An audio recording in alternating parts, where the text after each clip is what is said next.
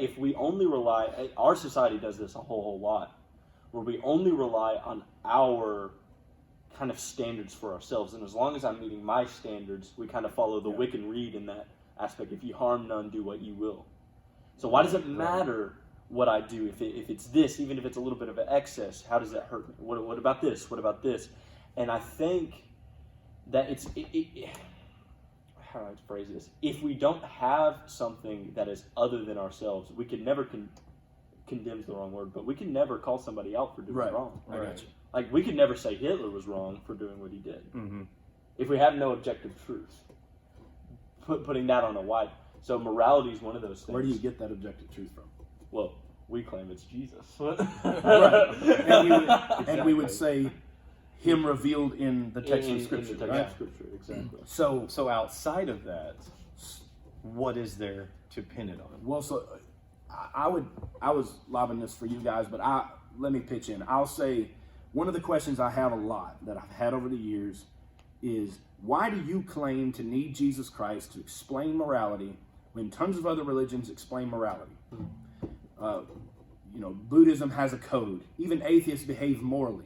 We're not arguing, or at least the three of us are not arguing. There may be some Christians that do, but we're not arguing on the basis of someone else's truth or someone else's morality. We are saying, and I want to kind of put a point on this and say, we are saying that truth comes from the nature and character of God himself. Right, exactly. So when you talk about meta-narrative and we talk about objective truth, we have an anchor point. Mm-hmm. When we say there is no, because I've said this to people and I've got tongue lashed, as you can imagine, right? That you have no, it's not that you don't have morality, it's that you have no actual basis for morality. Mm-hmm. It's not that you can't behave morally. Mm-hmm. We know that you can love your kids, hold down a job, and not lie and cheat on your spouse. Yeah, right. Exactly. It's not that you can't be a quote-unquote, by human standards, moral person. But we all know that good deeds are as filthy rags to God apart from Christ. Yeah. That the sinner's good works are still ill works. They're poor works. They're not satisfying to God. They don't appease his wrath. Only Christ does, right? Yeah, absolutely. So we have to be able to say a morality that is somehow better than what we construct, than what we make out of the dirt that we were made out of, right? Mm-hmm. You're made from the dust, and all you do apart from God and central anchoring of morality in his character is you fumble for the dust that you were made of here in this earth and try to construct morality. You try to make Superman, if you will. Well, you try to make somebody who is a standard, but you're just looking to someone else. Yeah. And the fact that you even mentioned that just shows you and goes right back to the fact that you were created by a creative being, which obviously is God. So it's funny that you're saying that, because I'm just sitting here thinking, you're saying we're reaching outside of God, outside of saying I believe the Bible and whatever. Somebody would be reaching for the dust we were constructed on, trying to construct their own morality. That right there shows you, I am this creative being. I've been given the ability to create, and what I'm trying to create is something to live up to. Right. Which is sin. Yeah. Right. And I even referenced you, Jacob, on one of the devos I did the other day on the YouTube channel. I referenced. Special now. Yeah, you should. Because you are. I referenced those that phrase that you mentioned in the break room last weekend, and I think we've all heard it at some point. But when we talk about Romans 3 and Romans 6 and the definition of what sin means, which is could be its own podcast, but what sin means, you always so beautifully say it's missing the mark. Mm-hmm. And you're absolutely right. But you creating a sense of morality that does not find its origin point in the character and nature of God is missing the point. Yeah, absolutely. It's missing the mark. Mm-hmm. It's not good enough. Yeah. Like, if holiness really is holiness, and this is how you know, man, and when we're talking about evidences outside of the Bible or even in the Bible, this is how you know man would never create a Jesus-type figure. Right. Because a Jesus-type figure, now I understand there's going to be somebody out on the other side of the internet hearing this who might say, well, what about Mithras, and what about Osiris, and what about these dying and Apollo, these dying and rising gods? They're myths, bro. They're myths. This is not a myth. Right. Now, I understand. I always have to tell the kids, when we talk about Greek mythology in 8th grade, I always have to tell the kids, look, when they believed that Apollo would be resurrected and ride across the sky in his fiery chariot and die every day, what we call the sun, they believed that. It wasn't a myth to them, so it's like calling your religion a myth. I get it. It's contradictory. It's disrespectful, whatever, but it's a myth. It's not true. Mm-hmm. We have a historical account, like you said, 500 witnesses, tons of evidence outside of the Bible, on top of what the Bible's Testament says about Jesus Christ, and we have a person who we can say, like you said, is the origin point. And it's not, and this is what's so beautiful about Christianity when we talk about morality. It's not just a God who is up there who has given us 10 commandments. Right. It's a God who now says, hey, you have these 10 commandments. I'm going to, and all the other commandments, 613, mm-hmm. I'm going to live them out perfectly before you and live on your behalf. Mm-hmm. I'm going to be the morality that you can't be. Mm-hmm. Yeah. I'm going to be the perfection, the perfect standard that you never could be. Right. And that's why I would say, when we talk about upholding Jesus Christ and the Bible and Christianity as a whole as somehow different from the smorgasbord of other religions that people have at their fingertips now with the internet age, we have to be able to say, man, Jesus Christ is the standard you wish you could be. Right. Jesus Christ is the perfection that you are called to be. Mm-hmm. We have a God who has stooped. You talk about, kenosis in Philippians 2. Well, that's exactly what I was going to say. You have, and I'll pitch it to you, man, but when you have this, it's so important to remember that you don't have a God who is somehow detached or somehow separate from you. Right. Like you said, he walked amongst us. He was tempted and tried in every way. Mm-hmm. His morality was found perfect. Mm-hmm. It wasn't an abstract morality. The monk sits up in the cave and meditates his whole life so he never sins. Right. Yeah. But Jesus was tempted and tried every day just like you are. And he was found perfect in every single sense. I mean, the Bible tells us we have not been given a high priest who does not understand. And that's where that term comes in. That high priest, we don't talk about that very often. Right. But we have one who totally empathizes and understands your struggles. Well, in these days, we don't really understand what a high priest is. Right, because we Gentiles, dogs 2,000 years after the fact. Go ahead. Well, I think you hit it so much with that God who stooped, the kenosis aspect of Jesus, is that I would say in any other religion that I've studied, there's not a God. There are plenty of gods that call us to ascend to their standard. But there's none that have descended to our failures. Absolutely. And that's what Jesus did. And that Ephesians tells us, of course he ascended. He is King of Kings. King Jesus is on the throne, let me tell you. But it says he first descended. Mm-hmm. And he picked us up on the way.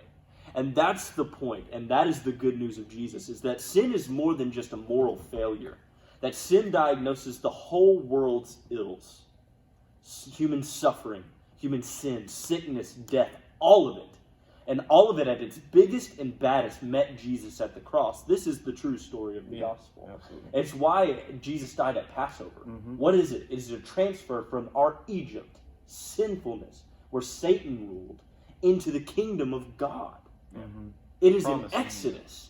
Yeah. The story is incredible. And that's where we meet God, in the midst of our story. Mm-hmm. Not a God who's far off that we have to go get, but Emmanuel, who is God with us, who at the end of his ministry, when he had died and rose again, the last words he says in Matthew to his disciples are, "Behold, I'm with you always, even to the end of the earth." This is Jesus. He's not just a man, not just this crazy guy who had some stories, but he is God in the flesh. Hebrews tells us that God, in these last days, has spoken through his Son. He did speak in the Scriptures through the prophets, but today he has spoken through his Son, who is the radiance of the glory of God. And he calls him the express image or icon. You know, the pictures that are in more liturgical churches, that's actually what that's referring to. And specifically, we had a little talk about that, but that's specifically what it's saying, that if we were to take a snapshot of God, it's Jesus. Yeah, absolutely. If we were to And if I can just go back for a second, I want to talk about the reliability of the Bible real quick. And I know that it might seem. I think that's our third question. Oh, really? Isn't it? Why believe the Bible? Yeah, Why believe the Bible? That's the way to phrase it. Let me rephrase it to why believe the Word. So we talked about the Word, and I believe that there are two definitions that the Christian should hold in their mind about the Word of God. One, of course, is the Holy Scriptures that we have that have been canonized by the church. But above it, Jesus is the Word. Mm-hmm. One phrased it like this: Jesus is God speaking to us. Oh yeah. Whatever Jesus said is God saying it. Mm-hmm. Every time that he descended. In fact, John 1, this is New Testament, John 1:18 says, no one has ever seen God.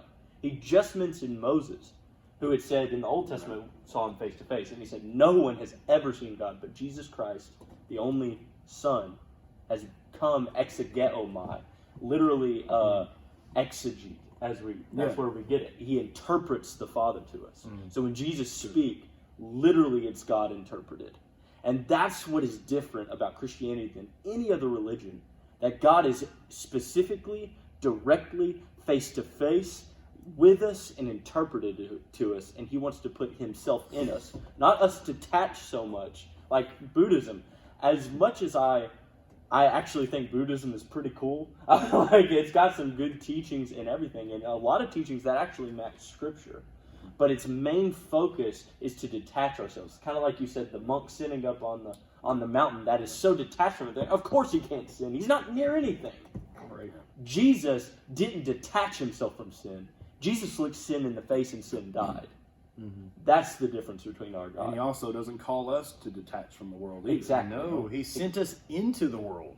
Right. That's to the save thing. it. Like, to save it. after he Disciples died, he sat there and told the disciples when he before he ascended back into heaven, like, okay, this is what I'm going to do. You're going to go out now to all of the world and preach my gospel to every single creature.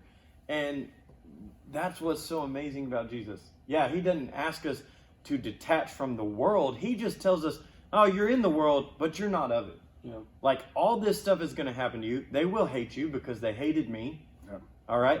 But the thing is, I'm sending you out into it as my ambassadors for the kingdom so that we can usher it in and bring light to a dying world. and when you say usher in the kingdom, I think that can get lost on a Well, lot of that's people true. that don't know, even Christians. Christianese And what is I what we like to call And what I would say, ushering the kingdom, let me put it in this one phrase, or like let me phrase it like this: that why should we believe the Bible? Because it's the only story out of all religions that puts humanity back on a campaign to turn the world right again. Buddhism doesn't do that. Mormonism doesn't do that. Every other religion, like, it may not expressly condemn other people, but it's not about turning the world right again. That's good. This is God turning the world right again. And he's doing it through Jesus principally, but then Jesus in us as we abide in him. Mm-hmm. And that is why he sent us out. That is what ushering the kingdom is. In fact, when in Acts it said they turned the world upside down, because literally that's what the kingdom does. Mm-hmm. That this world is so screwed up, it's completely 180 from what it was intended to be. And God, through the kingdom coming in, is turning it back to its rights. And he does that through us. And we are called to be true humans again. And that's where sin goes. When we're missing the mark, we're missing being the true humans we were. And I think supposed to that's. I'm sorry for cutting you off, but No, I think absolutely. I think that's a good point for people to hear from us as Christians, is that Christ was, of course, fully God, but he was legitimately man. Like, I mean, you know, from church history that we argued about this in some form for 300 to 400 years, literally, with multiple different heresies, people getting burned, people getting stoned, people getting exiled. Which don't do that. People getting, if you disagree with somebody. Right, don't do people that. getting anathema left and right. We're joking about it, and it is almost comical, but man, for real, the first few hundred years of church history, we had raging debates over how human was Jesus, how divine was Jesus, how was it expressed, was he acting, was he faking, Was he faking being human? Was he faking being God? How did they express? Did he have one soul? Did he have two souls? Did he have one spirit, two spirit? And we argued over all these, but it's so important, without jumping off into that, for us to be able to say to people, like you said earlier, hey, we have a God.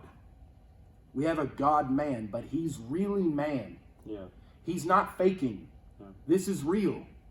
It's so when you say calls you to go into the world and calls you to go preach the gospel and to turn the world right side up again, it is a God who stepped down, like we've been talking about for the last few minutes, into our mess, and he really is human. Right. He really, it's not, because maybe you remember the name of this heresy, but the idea was that, like the Gnostics taught, that he was just simply, he had a human cloak or a human covering. I think it was Donatism. Maybe that sounds right. And he just was faking. I mean, almost the Muslims kind of take this approach to the crucifixion too, with the swoon theory, right? And we as Christians have to be able to say, I think not a fake. One of them says that Jesus made Judas look like himself, and they Judas. Yes. This is another Muslim theory, but like, I'll be honest, I hadn't even heard Judas that was one dead, before. bro. Like, it's like, here's the thing. How to twist the gospel, so a gospel that preaches a man who died for his enemies, how to twist it so much where he caused his enemy to die. Right. That's funny. And I think we have to be able to, and we can move on, but I think we have to be able to say, kind of in conclusion to all these wonderful things we've talked about, for the unbeliever, we have to be able to say, every other religion tells you to do something. Yeah. The gospel of Christ tells you it's already done. Yeah. It doesn't mean that you don't do good works. It doesn't mean that you're not obedient. Right. Don't misunderstand me. Right. What I'm saying is the gospel says it's done. Christ has done it on your behalf. Yeah. Every other religion says you must do in order to obtain. Oh, right. Yeah. Right. Yeah. So. Yeah, Tim Keller put it this way. I love Tim Keller. Well, I just wanted to focus on the fact of what he was talking about. When we've all said it, that he came down, he was fully man, but even as Taylor was talking here, it just came back into my mind again that he's still a man up in heaven, glorified, sitting on the right hand of God. Oh, man. Okay? The thing is, he came back to get his body before he went on up to heaven. No, I'm about to dance. Man. I'm just so saying, good. we have literally a man God sitting at the right hand of God the Father, interceding for us, praying on our behalf, witnessing for us every single moment. Absolutely. And that's what is so strong about what you just said, that every other religion out there is telling you, you have to do this. You have this list of, this checklist. I've done this, I've done this, I've done that. I've stayed away from the world for this long and blah, blah, blah. So that you can obtain where nirvana or paradise or whatever you want to call it. But Jesus has already done that for us. It says, hey, all you got to do is believe on me. You don't have to do anything except for believe in what I did for you. I took care of it for you. You say that, you believe it in your heart, and bam, you're a part of my kingdom. This is the last thing I'm going to say about this, so we can move on. Yeah. Because we could talk forever about this. Yeah. And y'all can add something. You're getting me stirred up. You got me stirred up. I had to say I'm going to shut up after this. I'm sure our listeners would appreciate that, for me to be quiet. But man, here's the last thing I'll say. The last thing I'll say about this is, if you look at the woman caught in adultery in John 8, and I know James asked us about this past weekend in the break room. I understand that a lot of the earliest manuscripts don't have that passage in the Bible. I understand that. But let's assume that it was divinely inspired and it really happened. Because it could have really happened and just not been written down initially. Yeah. Like it might not be divinely inspired, but it might be true. Okay? Separate topic. But let's say it did. Yeah, and let's say it did. All right? The woman caught in adultery is a really interesting story that I think, along with Zacchaeus and a few others, and Nicodemus, that really, really drives home in the Gospel of John what the Gospel's all about. It boils down to a few things, right? And this is what we need to be able to say to unbelievers, above all else. Mm-hmm. If the Gospel is different than what everybody else has to offer. Every other religion comes to the woman caught in adultery and says, you act good enough and you will be accepted. John 8, he comes to her, forgives her and pardons her of her sins, and then says, go and live in light of that forgiveness. Go and live in light of what I've done for you. Go be obedient. But go live in light of what I've done, how I've forgiven you. Every other religion would say, hey, you've got to meet the standard. Like you said, you've got to meet the standard.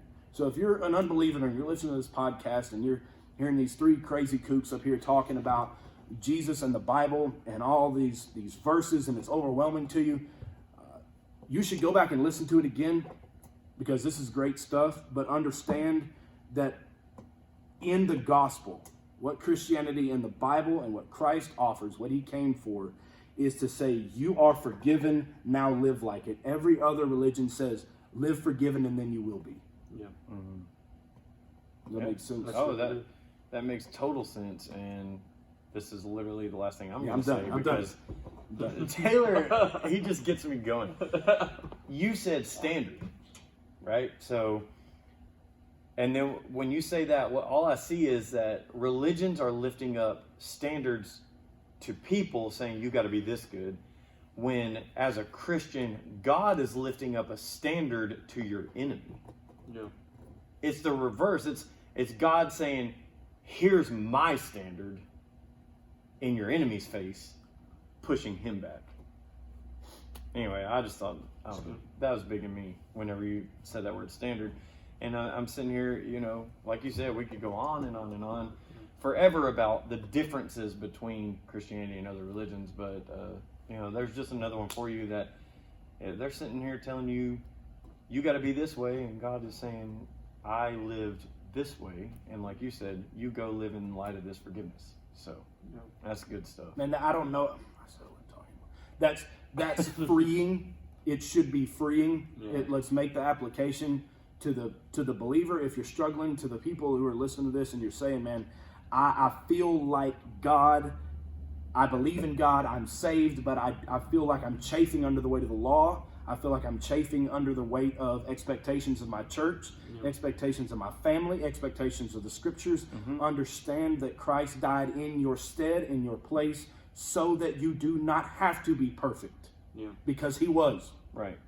So Athanasius would say, I just need to shut up. Athanasius would say in the 300s, the great exchange, right?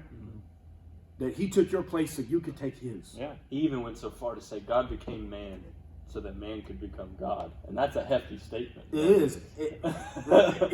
You can push that to where it's really super questionable, but yeah. Yes. But man, think about this. Think about if that's true, and I do believe that God took our place so we could take his. Man, if we understand later on in church history, and it might have been Augustine, it might have been Anselm, it might have been Athanasius, you tell me, I can't remember. But they said very eloquently that what was not assumed could not be forgiven. So a different way to put that is, whatever part of man that Christ did not become, it couldn't be forgiven. Like if he didn't have a human soul, he didn't have human flesh, it couldn't be redeemed. But he had all of those. Yeah. So therefore, every part of you eventually can be glorified and redeemed. I'm done. Done.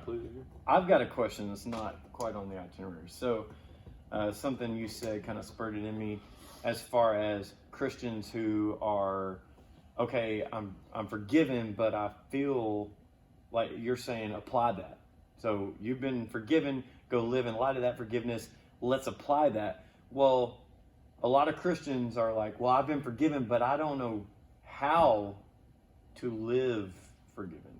I don't know how to go make better choices. So or be good anymore. Like, how do I get away from that? All right, so this is, and I'll pitch it to you. This is fairly, I don't want to demean the subject of the question because it's a wonderful question.